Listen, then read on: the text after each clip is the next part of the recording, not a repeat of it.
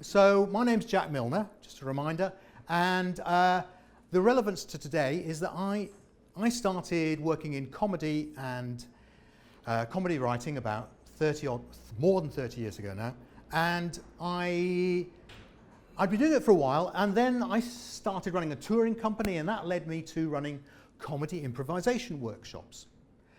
And again, I'd done this for a little while, and then a venue said, I'll tell you what, could you do some stand-up workshops? And at the time, I said, well, no, I don't think I can. In fact, I don't think you could teach stand-up. You know, you're either funny or you're not, sort of thing. And then the venue said, well, we'd really like you to do it, and we've already signed up a few people, and we'll pay you this amount. So I said, well, clearly you can teach stand-up.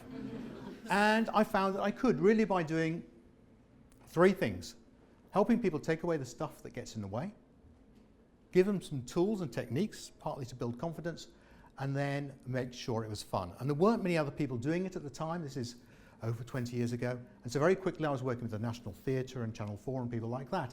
And that in turn led to businesses occasionally picking up a leaflet from an arts centre or a theatre and saying, that stand-up thing you do, could you do something similar, for instance, for our analysts who have to present at 7:30 in the morning, and make them a little less, or make them a little bit more interesting.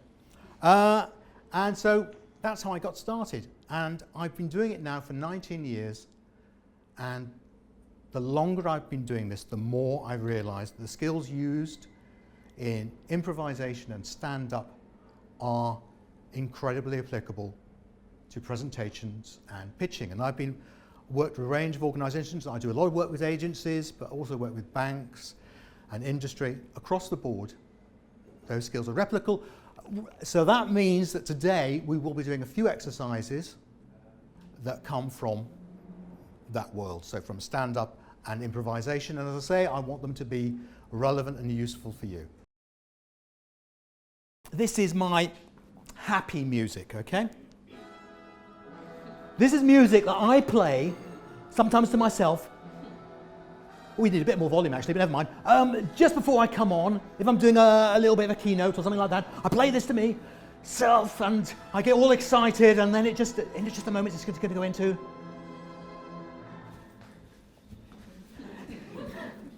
Now, this is my music, okay? This is just for me, it's for no one else. I played it in my first ever show. And I also played it when I got married, our wedding. Yeah, this is what we had when we walked down the aisle. My wife wasn't entirely sure about it, but I love it. Now, I'm going to play you another piece of music in a moment, and this music is by a very successful, a guy who does an awful lot of presenting and wins an awful lot of pitches. And this is his choice of music, okay? And this is really important because I think actually your music, your favourite sort of music that gets you going. I don't know, does anyone here actually use music before they pitch? Anyone listen to music before they pitch? At the gym, I use music. A bit of, get yourself going at the gym, yeah. Okay, good. Anyone else? Yes?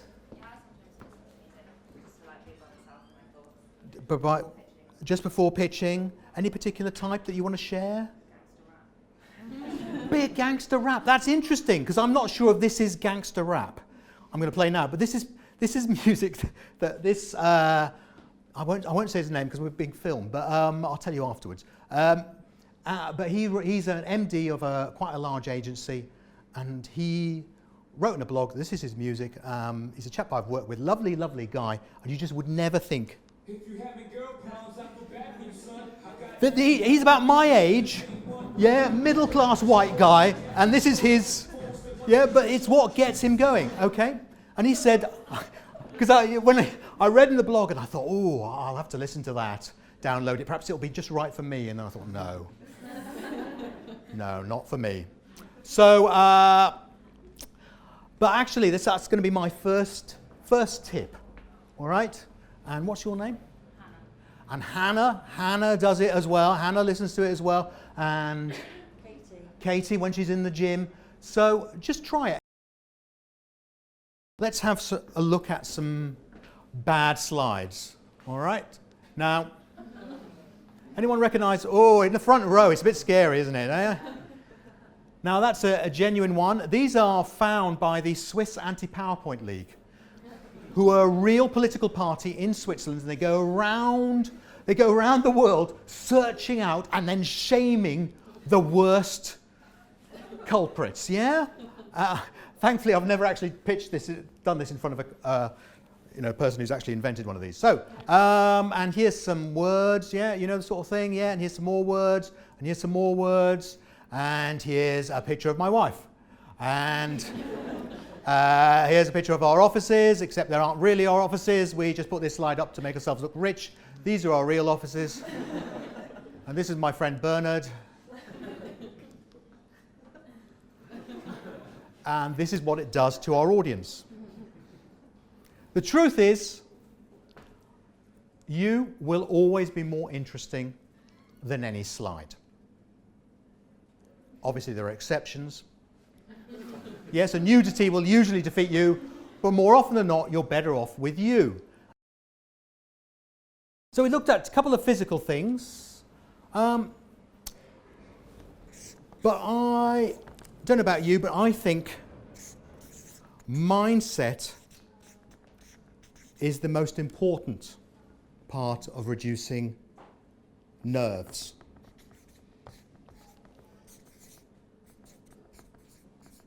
Okay, we've all agreed preparation is pretty key, yes? Later on we'll have a little talk about what you do when you have no preparation. Time, which is a reality. Breathing, yes. So what I'd like to do here is get some of your suggestions of things that you do to help get you in the right frame of mind to present. So if I start us off with a bit of music, yeah, and then just your suggestions, just a little sharing of what you do, and if there's anything I can add at the end, so we'll just do this for 3 or 4 minutes, anything I can add at the end, I will do. All right, so any suggestions? Power posing. Oh, power posing! Very good, yeah. Does anyone else here power pose? No, what's your name? Jem. Joe. So Joe, we'll be doing some power posing later, me and you. Yeah? Okay. In private. In private. I do it as well. It's very, very good. Okay, so power posing. Okay. Power posing. Oh, it's just, even if it doesn't work, it's just a fab thing to do. So power posing. Anything else? Brilliant. Yes. Just get yourself into a positive kind of mental attitude or kind of mindset. Positive mental. What is there anything? I don't want to say positive mental attitude because it sounds like sports again. But No. It sounds good. Getting certainly in my head, kind of going back to comments before of if you're in front of either a prominent person or again you know what you say, but it's trying to put all the negative thoughts out of your head and just concentrate on why you're the best person in the room to deliver that speech presentation. I think personally, if I've got any niggling doubts, that's when the nerves for me can kick in. So it's just trying to blank them out and come up with answers, solutions, and saying, actually, you are the best person in the room. They do want you to talk to them. Very good. And Yeah, I sort of switched my mindset. So that feeling of nerves, it actually feels exactly the same as when you're excited about something. So I pretend I'm excited. pretend I pretend I'm excited. Now, I am. pretend excited. Now that's a fantastic tip. Everyone hear that? Everyone hear that? Yeah? So pretend you're excited. Now, a few years ago, I could quote this gentleman without any risk of offending, but I still think it's a great quote, so I will. So Bill Cosby said, sorry, but Bill Cosby said the similar thing. He said what gets him to talk, what gets him to perform, he said, is that the fear, he always has fear, but the excitement of talking outweighs the fear, which is what you're saying. What's your name? Lou. So what Lou's saying is, if you can turn those nerves into an excitement, that will get you presenting. And one of the few people I've met who doesn't really get nervous, he said the same. This chap at the university said the same thing to me. He said, "Yeah, any more? Yes."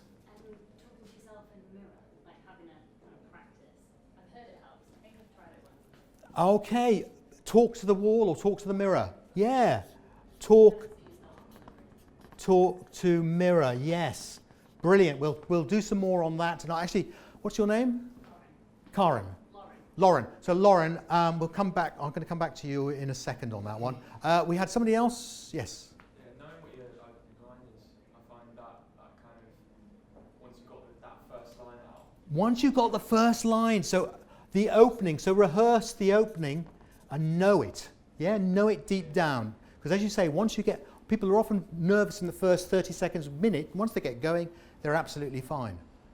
So that's a really good tip. Any more? Oh, we love masses now. Yes, gentlemen in glasses. When you're in and you started, I try and make people laugh at me straight away.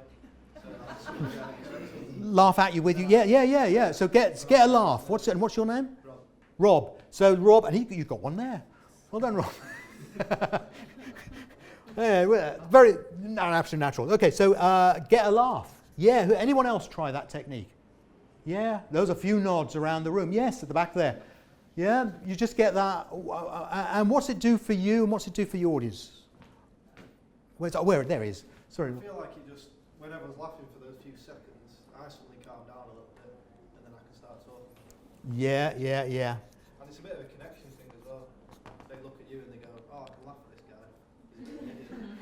this guy. And then they go, oh no, he's a genius. I thought he was an idiot, and no, he's not. So yeah, you get that, and you guys at the back, there are a few people nodding over here as well, to get that laugh early on.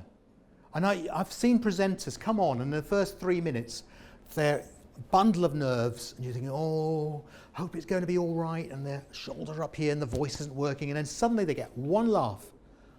It's a transformation is extraordinary. That moment of, we have a connection. It's a human thing, isn't it? I guess. Anyone who's had babies, children, yeah?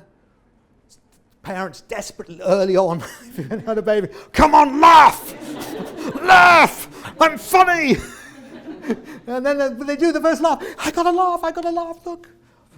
You didn't get a laugh, I got one. So you get that, don't you? And it's amazing. So get the laugh. Good one. We've got some fantastic ones here. A couple more. We'll have one. We've got the gentleman here. Yes. Switching from a subjective thinking to an objective way of thinking. So if you take yourself out of the room, who's there, the pressure, the situation, you just think if I was in a room on my own and no one was listening, I could do this without any problems. So trying to take away all the extra pressure factors. Take away the pressure. Mind, obviously. Take away pressure. Okay, we'll come back onto that as well. Okay. Very good. Okay, we've got one more. Yes? The thought that no one wants you to fail in the audience, everyone's willing you to Brilliant. do well. They want you to do well, yeah. Of course they do. But so often we see it as almost an exam. And I said it was the last one, but I couldn't live. Enjoy it. You're being paid to stand there in front of a group of people who are going to listen to your opinion for half an hour. Some people actually have to work for a living, and we get to do that. Isn't that a great way of looking at it? Yeah? Enjoy it. Brilliant. Okay. So, we're now going to have a little look at passion. We're going to do a couple of exercises around passion and then gravitas. This exercise comes from years ago. I was working on an ITV show called Stand Up Great Britain. And my job was to work with the newer participants to help them get up to a certain standard so they didn't, because it was a reality show, so they didn't burn and die live on TV. Yeah, because in those days that was seen as a bad thing. And I was told, oh, you get an hour with each person in a room a bit like this. The reality was it was 5 minutes in a grubby, dark corridor just before they went on. And they were understandably very nervous. And so the first person who came up, I said to them, do your first line. We didn't have any time, just do your first line. They did it. I said, all right, for want of anything better to say, I said, do it with passion. They did it with passion, and suddenly a load of things worked. I said, okay, now do the rest of your act a bit like that. So they went out, did the act with a bit more passion, seemed to work. And so it became like a conveyor belt.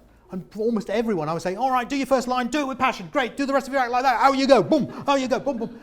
And I thought, there's something here that's really working on a number of levels. But what I wanted to do there was to emphasize the advantages of when you present with passion as opposed to normally. Okay? So what sort of things did we see happening when you were presenting with passion, both as the audience and as the presenter, as opposed to normally? What sort of things were happening? More hand gestures. Yeah, lots more hand gestures. What else? Swearing. Okay, more swearing. Okay, we'll come back to the swearing in a minute. Swearing, what else? It was louder. Much. Okay, louder. Okay, louder, and that could be a good thing. What else? We had a different voice. I never. Channel. Well, it's slightly scary or inspiring. We don't know which, but on the edge. On the edge. Okay, different voice. Anything else? More emphasis, and perhaps more variety in pitch and tone. Did anyone find it, presenter-wise, did anyone find it easier to come up with stuff when you did it with passion as opposed to normally? Yeah. You can freestyle it a bit more. I think I just repeated what I said with swear words. Because it should be, sometimes the exercise itself gets in the way, but it should be easier to come up with stuff. And this is the positive to the negative of the swearing. And I think this is, for me, this is the interesting thing about presenting with passion. Yes, when you present with passion, you sound more convincing, you usually get more laughs and a bit more eye contact, hand gestures, blah, blah, blah. But also, what you get is reduction in the qualifiers. And the qualifiers are little things that go across your head, your brain, when you're presenting that say, don't say that, I'm not sure about that, am I being a bit boring, is this interesting, am I standing okay, all of that sort of thing. Now, generally, that's a good thing to do. The downside, of course, is, as Ben observed, is that there was more swearing. Yeah, so, of course, if you have less qualifiers, there's less things going, I'm not sure I should swear now. However, I think that perhaps 95% of presenters could do with reducing the qualifiers that go on in their heads. Yeah, power posing. Has anyone seen Amy Cuddy's video? Yeah, there's a few. There's a fellow power poser. Amy Cuddy. Yeah, I'll write her name up here. Okay. So Amy Cuddy, you can see her TED Talk. She's a scientist and researcher. And she did some research on the power of positive and negative body language. And what's your name again? Joe. So Joe, is it okay if you explain? Because they hear a lot from me. Nice to hear a different voice. Yes, so just spending 30 seconds standing or sitting in a powerful pose will make you feel a lot more confident. There's been a lot of studies that show in lots of different ways. Just you do anything that you can do, a little Superman pose, just hands on your hips. I like to just go and hide out the toilet before a pitch and just go like just for 30 seconds. Mm-hmm. And then you just feel a lot calmer, more confident. Yeah. So it makes, the science behind it suggests it makes a big difference. So in other words, if you power pose before you present, it reduces significantly cortisol levels and raises testosterone. Yeah. So all confidence building activities. So we're going to do a little bit of stuff on body language on how external affects the internal, and then I'm just going to do a little presentation on how the external affects your audience. So I want you to imagine that there's a scale of status from 1 to 5, in which 1 is very, very shy and timid, and 5 is super arrogant, and 3 is normal. Yeah? Could everyone please now sit as though they are status 1, very shy and timid? All right. Now, what are we doing? I think we all know, this is all fairly obvious stuff, but what are we doing? Status 1? Hiding, aren't we? We're hiding, making ourselves small, yeah. We're back in reception class, yeah, and Miss has been very cross. So we're all quite small, looking down, and no eye, oh my God. Someone looking physically in pain at the back. Dazzled by my head or something. Anyway, so it's, and we're less relaxed because we don't want to sit like that for more than 30 seconds. As Joe suggested, because actually that will affect our confidence. So open yourselves up. But it's interesting, isn't it? I don't know whether you can see me, but when we're in a taxi or before a presentation, how often are we sat with our laptop, with the slides, in that pose? And even if you don't believe it, the science suggests it still affects you negatively. So you're here going, oh, no, not that slide. I told you. Yeah? For God's no. Or you could, the way, if you have to do that, find a way of sitting back. Oh, look at that. It's all, you got my chair, but of course you're status 5. No, you're status 5, you have my chair. Look at that, yes. Status 5, sit there. Oh, enjoy it. Well, we got different types, haven't we? We got these slightly leaning forward, I could hit you. And then I am a legend. So it does work. Like I said at the very beginning of the session, if you're not sure, try it out. Next time you've got a slightly awkward conversation to do, sit back, open yourself up. If nothing else, it's going to help you breathing. Yeah? Do a bit of power posing beforehand. It's obviously not when you're actually in the meeting. We're from Havas Links. We're amazing. So that's a little bit on how the external affects the internal.